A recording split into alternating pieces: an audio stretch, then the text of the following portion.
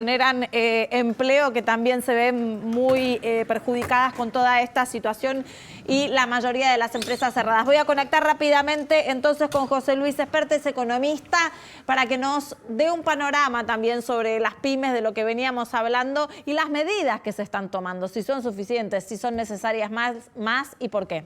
¿Qué tal, José Luis? Buenas noches. Hola, ¿qué tal? Buenas noches, ¿cómo te va? Contanos un poco tu visión acerca del mercado, de las pymes, de estas pequeñas y medianas empresas que vienen con años de recesión y que ahora se encuentran ante una pandemia que muchas de ellas o están cerradas directamente o están afectadas por los comercios que se cierran. Sí, yo lo que les propondría, en primer lugar, hacer un análisis muy frío y objetivo de todo esto, porque como se mete el tema de la vida en todo esto, porque una pandemia está matando gente, y obviamente la vida es un tema muy sensible para todos, a Claro. veces cuesta desenganchar este tema del objetivo que tiene que serlo también, porque a ver, en todos los países, a ver, acá hay una pandemia, ¿no? Una pandemia, puesto en términos simples, es una epidemia a nivel mundial, donde prácticamente todos los países están siendo afectados. La consecuencia de una pandemia en todos los países es que vas a tener una caída muy fuerte de la actividad económica, con peligros de cierre de empresas, peligro de quiebra de sectores, incluso como puede ser la aeronavegación, la empresa de buques. Seguramente sube el desempleo muy fuerte y en países como el de la Argentina podés tener a lo mejor un empeoramiento severo de la pobreza. O sea, de estas cosas no se escapa nadie. Ahora, en el caso de Argentina todo esto, insisto, se complica como consecuencia de que tenemos ya alto nivel de pobreza previo a la pandemia. Y la otra cosa que hay que tener en cuenta, además de estas cosas de las cuales ningún país escapa, la caída de actividad, el aumento del déficit fiscal, el aumento del desempleo y probablemente la pobreza, tampoco se escapa ningún país del mundo de una discusión, de un conflicto que hay que resolverlo de manera muy cerebral, sin ninguna pasión, que es el conflicto entre salud o vida y la economía. No hay que ponerlo en términos antitéticos como enemigos, pero sí hay que admitir que hay un conflicto. Por Pero ejemplo, se puede elegir entre una cosa u eh, otra, no pueden convivir. no. A ver, que hay conflicto, no hay duda. En Estados Unidos, por ejemplo, donde la economía ha estado muy poco cerrada, porque la cuarentena ha sido muy laxa, la economía no va a caer tanto a lo largo de los próximos 2 años, pero se ha pagado un costo en términos de vida tan gigantesco que ya hay hasta fosas comunes. Vamos al otro extremo, que es Argentina. En Argentina, por la razón que fuera, no me pongo a juzgarlo al gobierno, decidió una cuarentena muy dura, priorizando extremadamente la vida sobre la economía. Bueno, la economía se está derrumbando, pero derrumbando de manera muy complicada. Entonces, para resolver este conflicto se requiere de mucha cabeza, de nada de pasión, ser muy práctico, tener mucho sentido común, cero ideología. O sea, el gobierno, al decidir la cuarentena que decidió, una cuarentena muy estricta, privilegiando la salud, debería haber sido consciente desde el día uno, no ahora, 4 semanas después, que la economía se iba a derrumbar, que iban a correr riesgo empresas, sectores, el déficit fiscal está explotando, la emisión monetaria también. Te diría que en los últimos 6 días el gobierno ha tomado un poco conciencia, luego de haber dicho la tontería de que nadie lo iba a correr con la economía, eso dijo el presidente hace unos días. Ahora ha tomado un poco más de conciencia, se ha puesto las pilas y ha comenzado a anunciar paquetes bastante razonables, que todavía no se está aplicando prácticamente ninguno, pero cuando se apliquen algún efecto van a tener, que es, por ejemplo, que el Estado se haga cargo de parte de los salarios de las pymes, Claro. que el Estado, por ejemplo, le dé un ingreso familiar de emergencia a una parte importante de los monotributistas. Yo creo que habría que alcanzar a todos los monotributistas y habría que alcanzar a todos los autónomos también. Creo que debería irse a una negociación de salarios por empresa directamente y que la empresa cierre con los trabajadores el acuerdo salarial que quiera y por el tiempo que quiera. Debería avanzarse en una agilización muy importante del proceso de ley de quiebras para que las empresas, aún en concurso, sigan funcionando, algo parecido a lo que es el Chapter 11 de Estados Unidos. Pero yo te diría, espero que el gobierno conecte más rápido, que una cuarentena como la que decidió Argentina destruye la actividad del comerciante, del industrial, del monotributista, del autónomo y del asalariado. El Estado, con José, esta cuarentena que decidió Argentina, tiene que salir al salvataje del sector privado, así, urgente. José Luis, jamás pensé que usted iba a hablar tanto de que el Estado le tenía que dar a distintos sectores. Acá también está Facundo que le quiere No, preguntar. no, no, no, mire, a ver, si usted me dice en una situación normal, yo creo que tiene que haber el mínimo Estado posible para que el sector privado sea lo más fuerte posible.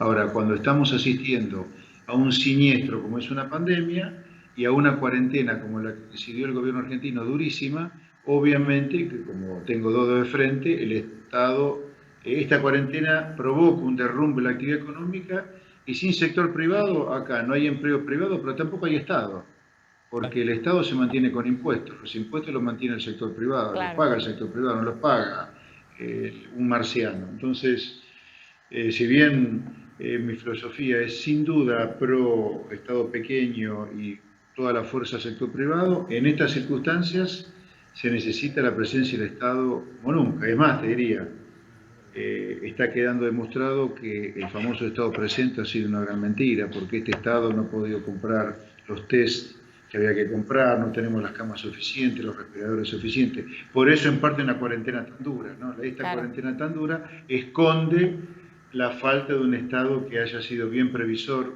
Primero, por el ministro de Salud que negó que Argentina podía tener un problema de coronavirus a principios de año, ¿no? Empezando por ahí. Y José Luis, buenas noches. ¿Cree que es una cuestión ideológica que el gobierno, en este mega paquete de medidas, de alguna manera llegó rápido a la gente de menores recursos, pero no a la clase media, que es la que realmente está afectada por este coronavirus, porque básicamente no está produciendo? Está muy bien lo que decís, porque yo lo comparto totalmente. El coronavirus, la pandemia, la cuarentena, al que mata es al que produce, al que tiene un comercio, al que tiene un bar, al podólogo, al oftalmólogo, al autónomo, al monotributista en general. La cuarentena o la pandemia destruye a esa gente. Yo creo que, ¿por qué lo despreció inicialmente el gobierno el tema económico? Yo creo que tiene que ver con ideología, tiene que ver con la ideología, esta idea de que el sector privado es en algún lugar un problema más que una solución, y lo ven al sector privado como útil solo porque paga muchos impuestos. Y el Sí, impuesto a la yo creo que el riqueza, desprecio, el impuesto a la ¿sí? riqueza va en esa línea, ¿no? Sí, yo creo que es una cosa ridícula, es una toma de pelo que pretendan solucionar el problema con ¿Por un qué? problema de la riqueza. Porque, miren, desde mediados de los 70 hasta hoy, han pasado 45 años, la presión impositiva en Argentina pasó de 15 puntos del producto a 35 puntos del producto. Se más que duplicó la cantidad de impuestos que se pagan en Argentina y sin embargo, mire cómo estamos. A mí entonces no me va a convencer nadie de que más impuestos en Argentina es solución de algo. Y en segundo lugar, por si fuera poco, este impuesto a la riqueza va a recaudar solo el 10-15% del problema fiscal que Argentina va a tener como consecuencia de la cuarentena y la pandemia. Pero algo tiene Acaba de que explotar recaudar, expert. no, En el algún punto Estado algo ya, tiene que recaudar. discúlpeme, el Estado ya recauda muchísimo, no en vano usted tiene el sector privado demolido de impuestos.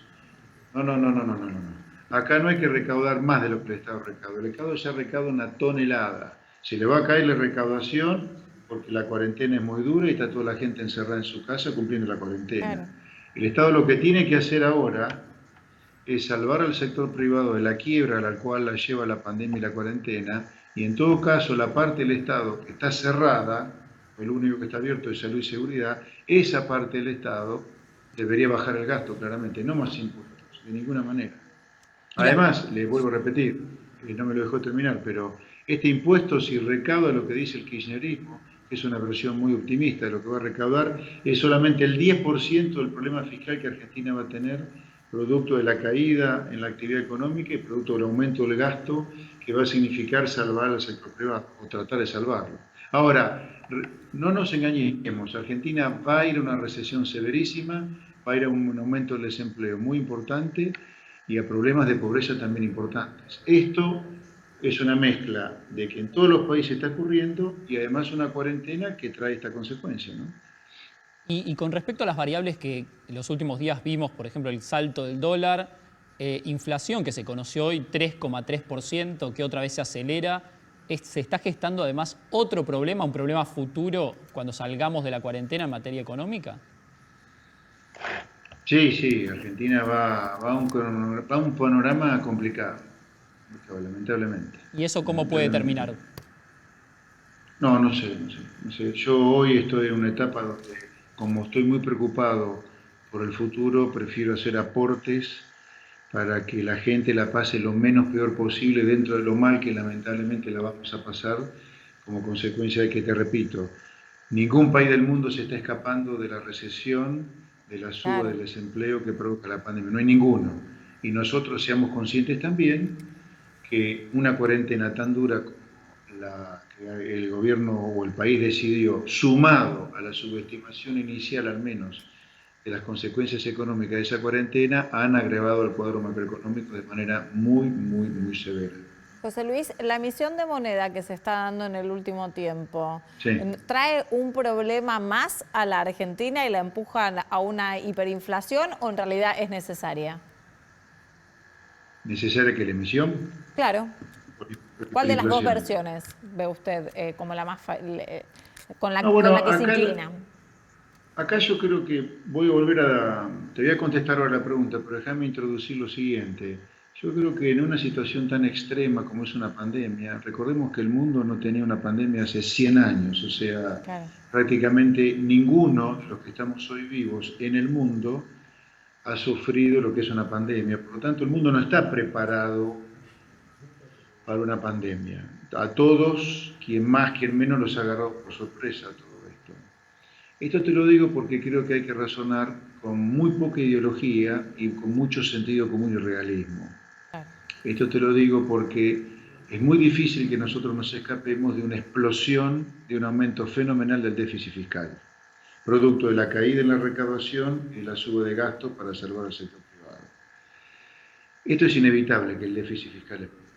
Por lo tanto, lo que debería hacerse, dado que el déficit fiscal va a explotar, y no cargar demasiado las tintas sobre una sola manera de financiarlo, como podría ser la emisión, que el gobierno no defaultiera la deuda pública para tener abierto el canal de endeudarse para poder financiar el déficit fiscal.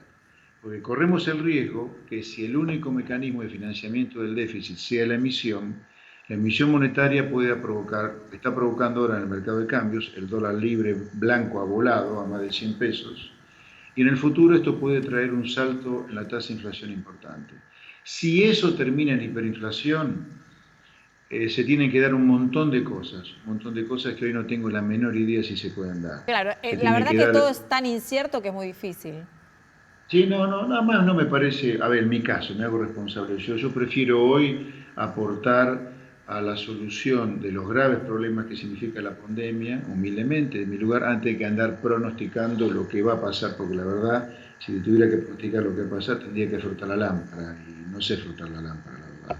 Sí analizar programas económicos, medidas económicas, pero pensar en una hiperinflación, yo te diría, a ver, una hiper Argentina lo tuvo en el 89, Argentina tuvo hiperinflación una sola vez en toda su historia. Claro. Y la tuvo en un contexto político de una gran descomposición política, de gran descomposición social. A mí no me da la cabeza para imaginarme eso todavía. Yo te diría que el gobierno tiene muchos cartuchos todavía sin usar para evitar la inflación. Sí, lo que es poco probable, lo que es difícil que el gobierno pueda evitar, si emite mucho, como está emitiendo, algún salto muy fuerte en el nivel de precios en algún momento del año. Bueno, seguramente más adelante lo volveremos a molestar para tener en cuenta la evolución que tiene esto, que un día a veces parece un año.